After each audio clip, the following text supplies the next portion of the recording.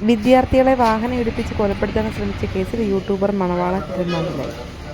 മണവാളൻ vlogs എന്ന YouTube ചാനലിന്റെ ഉടമ മുഹമ്മദ് ഷഹീൻ ഷായെയാണ് തൃശൂർ ജുഡീഷ്യൽ മജിസ്ട്രേറ്റ് കോടതി 14 ദിവസത്തേക്ക് റിമാൻഡ് ചെയ്തത്.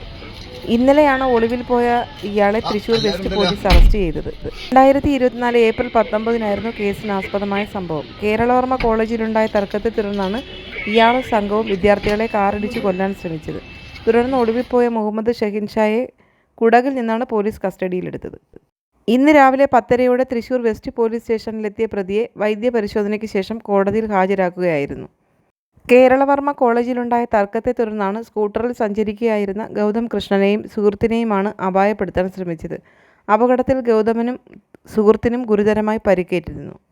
കഴിഞ്ഞ മാസം 24 ഇയാൾക്കെതിരെ ലുക്കൌട്ട് നോട്ടീസ് പുറത്തിറക്കിയിരുന്നു. തൃശൂർ എരനല്ലൂർ സ്വദേശിയാണ് മുഹമ്മദ് ഷഹീൻ ഷാ എന്ന 26-കാരൻ. യൂട്യൂബിൽ 15 ലക്ഷത്തോളം ഫോളോവേഴ്സ് ഉള്ള മണവാളൻ മീഡിയ എന്ന യൂട്യൂബ് ചാനലിനുടമയാണ് ഇയാൾ. കേരളവർമ്മ കോളേജിന് സമീപത്ത് വെച്ച് മദ്യപാന തർക്കത്തിലാണ് വിദ്യാർത്ഥികളെ പിന്തുടർന്നെത്തി അപായപ്പെടുത്താൻ ശ്രമിച്ചത്.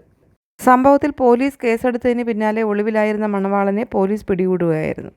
മുഹമ്മദ് ഷഹീൻ ഷായും സുഹൃത്തുക്കളും സംഘം ചേർന്ന് മദ്യപിച്ച ശേഷം കാറിൽ വരികയായിരുന്നു. ഇതിനിടെ 2 കോളേജ് വിദ്യാർത്ഥികളുമായി വാക്കുതർക്കമുണ്ടായി. ബൈക്കിൽ രക്ഷപ്പെടാൻ ശ്രമിച്ച വിദ്യാർത്ഥികളെ മണവാളനും സംഘവും കാറിൽ പിന്തുടരുകയായിരുന്നു. മണവാളനായിരുന്നു കാർ ഓടിച്ചിരുന്നത്. ഇതിനിടെ കാറുകൾ വിദ്യാർത്ഥികൾ സഞ്ചരിച്ചിരുന്ന ബൈക്കിനെ ഇടിച്ചു വീഴ്ത്തി. സംഭവത്തിൽ പോലീസ് കേസെടുത്തതിന് പിന്നാലെ ഒളിവിൽ പോയ മുഹമ്മദ് ഷഹീൻ ഷായെ പോലീസിന് കണ്ടെത്താനായിരുന്നില്ല.